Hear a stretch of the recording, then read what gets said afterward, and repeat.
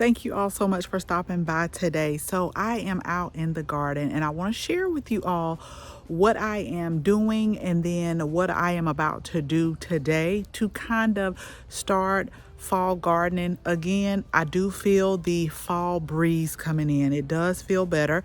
The mosquitoes, they have not stopped. That's why I have this long sleeve shirt on today.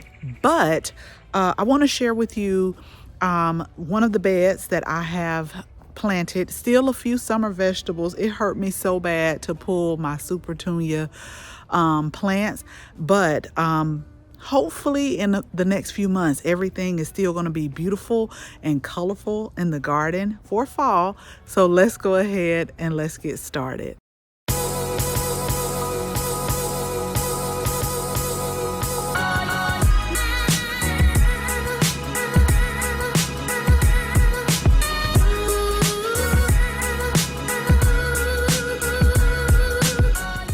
So this is the first bed that I have did like a flip on, probably like 90%. I still have a couple of summer things in here like this dahlia. And the only reason why I haven't pulled it up is because we have started snapdragons and pansies from seed, but it's not time for them to be put out yet. So I'm just gonna let that stay here until I harden those fall and winter plants off. For some color in the garden during that time, and then once they've hardened off, then I'll clip this back and then pop some fall color in here.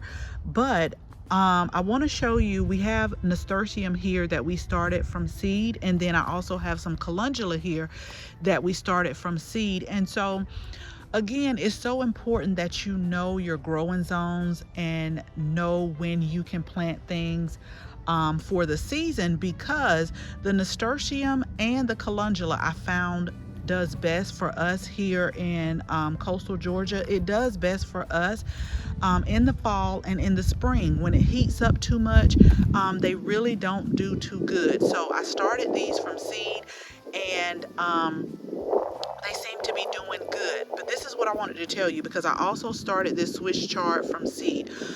And oftentimes, y'all, when you have been growing them inside, even when you harden them off, because we did that as well. So I'm making sure that everything that I planted, I'm keeping a close eye on. Number one, because oftentimes when you put little small seedlings in your garden like this, you still have to watch out for pests, because they're small and they're vulnerable, and a lot of pests will come and eat them.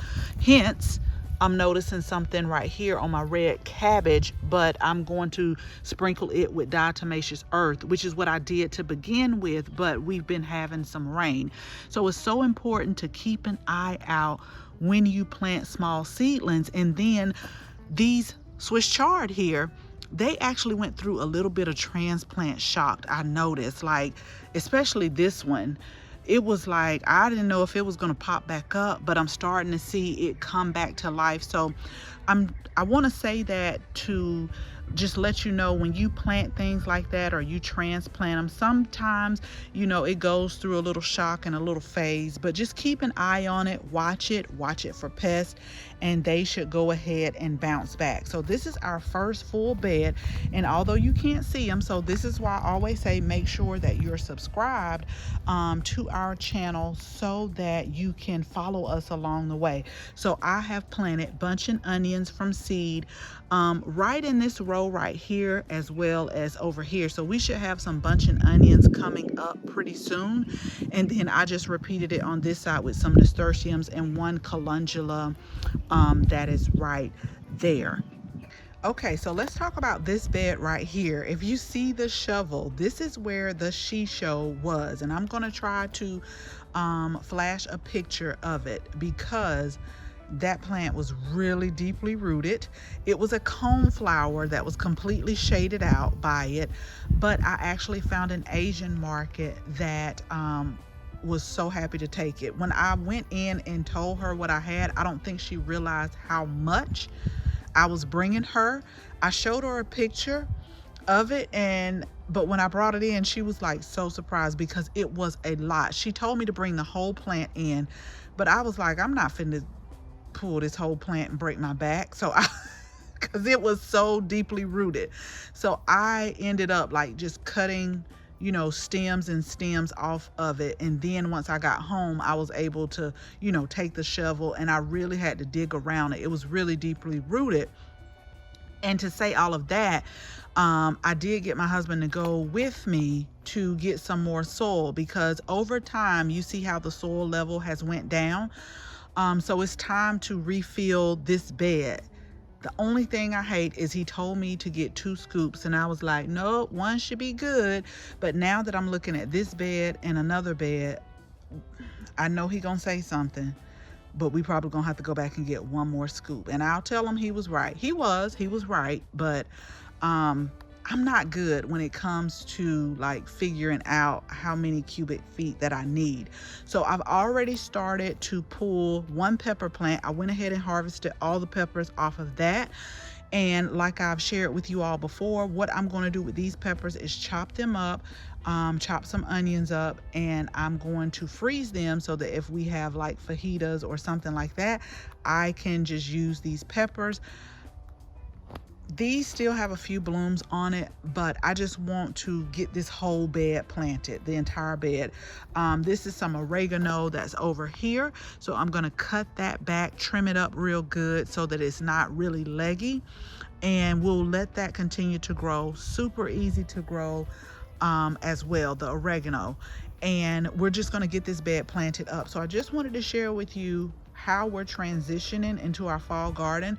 So make sure, if you're not subscribed, go ahead and subscribe, go ahead and hit the bell, so that as we continue to plant new things, I will make a video and share it with you all so that you can see how we are progressing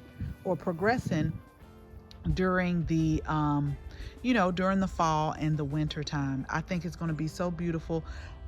We have some flowers to add with it. Y'all know I like to do flowers, herbs, and vegetables all together, especially for the fall and the winter, just to add some color as things begin to go dormant. So we'll have some beautiful color in the garden as well, because I've started some snapdragon seeds. I've also started some pansy seeds, carnations, and different things like that hopefully will take us through the fall and the winter season. So as always, thank you all so much for watching this video.